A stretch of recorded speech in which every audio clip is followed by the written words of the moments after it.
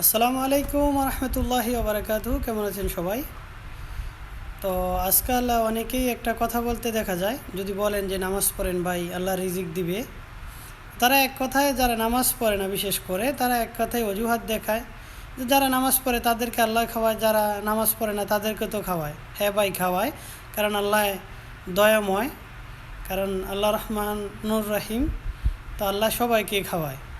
কিন্তু একটা জিনিস কি জানেন, আপনি যদি নামাজ পড়েন, ইনশাল্লাহ এতটুকু বলতে পারি, আপনার মনে শান্তি আসবে, পরিবারে শান্তি আসবে, রিজিকে কখনো সমস্যা হবে না। যদি কখনো কোনো সমস্যায় পড়ে যান, দেখবেন একদিক দিয়ে আল্লাহ আপনাকে ইজিলিভাবে সাহায্য করবে। আর যদি নামাজ না পড়েন, দেখবেন আপনি ঘুষ খাইতে পারবেন, আপনি মিথ্যা কথা বলবেন, আপনার মুখ দিয়ে অশ্লীল কথাবার্তা আসবে, ছেলে মেয়ে কথা শুনবে না, পরিবার কথা শুনবে না, পরিবারে কখনো শান্তি আসবে না। কারণ নামাজ পড়লে যে শান্তি পাওয়া যায়, আলহামদুলিল্লাহ, এটা আমি ভালো করেই জানি।